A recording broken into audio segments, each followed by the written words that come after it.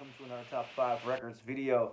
Today I'm going to be talking about one of my earliest loves in the world of jazz, Louis Armstrong. The first time I heard this voice was when I was about 6 years old. There was a single single release of some song, I'm not sure what, but the B-side of that song was What a Wonderful World by Louis Armstrong. And when I heard that, I went to my mother. I said, I want to sing like that. So I tried to force my throat in the low way, which for a 6-year-old child must sound terrible.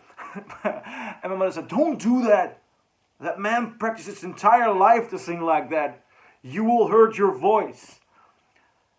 And it was something magical. I mean, the way he sings, the way he creates an atmosphere. When you listen to covers of his,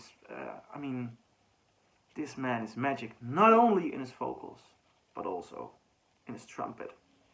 A top 5 is very, very hard for me. I had to leave some favorites out, some all-accomplished favorites, which people might say they have to be in a list, but I made a personal list. I made my 5 favorite Louis Armstrong records.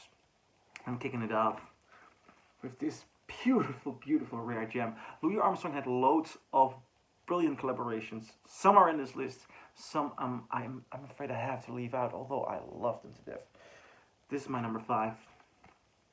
Louis Armstrong meets Oscar Peterson. Wow. Oscar Peterson is a brilliant piano player, and this album has some of the best tunes. That Old Feeling. I mean, the voice of Louis Armstrong playing That Old Feeling. This is one of those records I put on very often when I have new visitors in my house for dinner or something like that. It's beautiful, brilliant dinner music. And even just last week, a friend of mine came over and I put this record on and he knew nothing about it. He said, what an ambience, what an atmosphere. That Old Feeling, what's new, Moon Song, You Go to My Head. It's beautiful. And this specific pressing, it is an Analog Productions pressing. It's a beautiful acoustic sound series release, mastered by Ryan Smith. It is wonderful, great sounding, a rare gem. On number 5 spot, Louis Armstrong meets Oscar Peterson.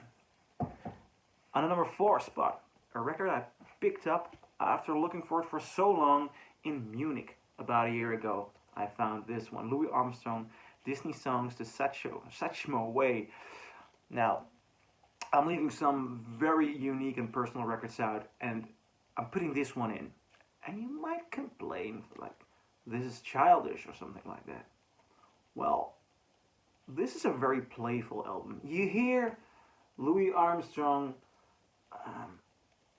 giving a different kind of emotion. It's a very cheerful record, and that's why I love it so much. That's why I play it so often.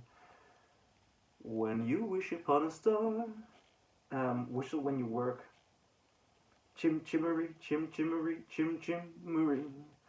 The Ballad of Davy Crockett, the bare necessities of life will come to you. I mean, I like those old Disney songs. There are a lot of nice songs. But they immediately are, when you listen to the film versions, I enjoy them. I really enjoy them. But I enjoy them out of a pure sense of nostalgia. It's hard to embrace them emotionally fully for me. I mean, that may sound weird. When Louis Armstrong plays them, they become somewhat new and fresh to me. He has his own interpretation, but the element of nostalgia and cheerfulness is there, and this makes it a very inviting, beautiful, gorgeous, gorgeous album. And I love it. Now, you might say, why leave an album like Louis Armstrong plays W.C. Handy out? Masterpiece. Play it often. Play it a lot. I love this. I love this. Truly do. I truly do love this. And another one I'm leaving out, and this is, I have a beautiful first U.S. pressing from, I believe, 1955 or 1956 on the non-breakable 6i, beautiful pressing, beautiful record. Michael Frommer talks about it a lot. Beautiful, beautiful. I have them over here because last minute I decided to switch it with one that means the most to me. although they also mean a lot. This one, Louis Armstrong, Disney songs, The Such My Way. It is beautiful cheerfulness. Lovely. Now, for my number 3 on this list.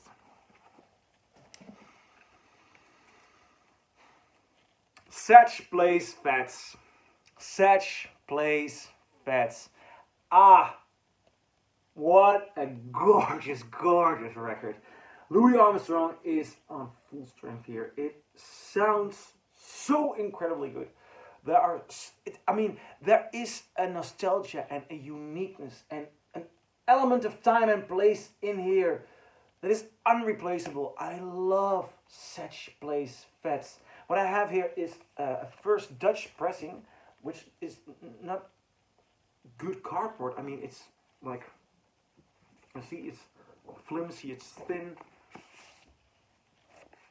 but it sounds amazing. It sounds truly bizarre. It's so good, so full and warm, like you step into a time machine when you put this on. With a song like I've Got a Feeling I'm Falling, Black and Blue, and somehow my favorite is a quirky tune. All that meat and no potatoes. I mean, it's so much fun. It's so beautifully lovely. That's also why I enjoy Louis Armstrong so much. His music is not at all heavy. It's not heavy. It has a beautiful low. It's laid down, but it's so lovely, cheerful. I mean, so childishly inviting. That's also why the combination with the Disney songs is so good for me. You know, I really love it. Number 2. Oh, I've just decided I'm going with a very controversial number 1, but it's my most sincere and honest choice. Nevertheless, the number 2 is the one I wanted to put on number 1, but I just switched him. But I love this album nevertheless. Ella and Louie. My first, the first time I listened to Louis Armstrong on vinyl was this beautiful, beautiful, beautiful record. The combination of these two voices, I mean, it's also a very big hit in jazz land. Beautifully unique, brilliantly. Songs like A Foggy Day, Can We Be Friends, Moonlight in Vermont. Not a bad song on here. It's a masterpiece, and I still want to buy the Acoustic Sounds reissue because whenever I come across one of the pressings, I always check them out. But they're often pretty scratched. I mean, these are so old and so often played. They're often scratched. Now, my number 1 choice. And this is the one I played the most.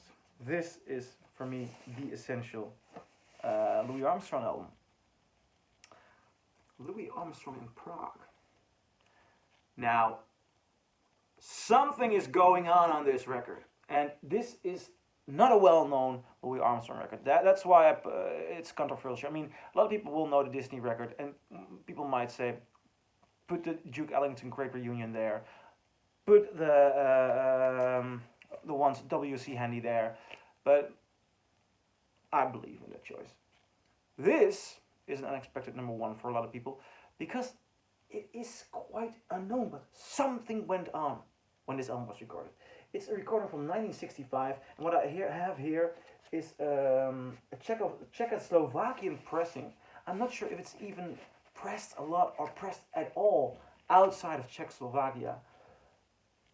And usually I'm a bit concerned when I'm talking about pressings from the east of Europe. This is a killer. This sounds amazing. This is a beautiful, full-sounding mono record.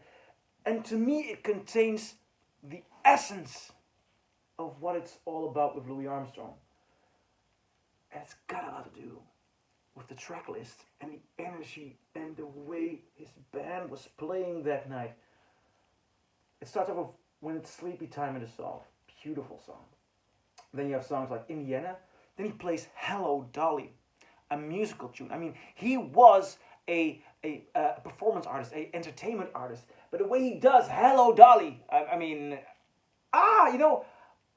it cracks me open. It makes the song so much better when he does it. Then, number 6, When the Saints Go Marching In.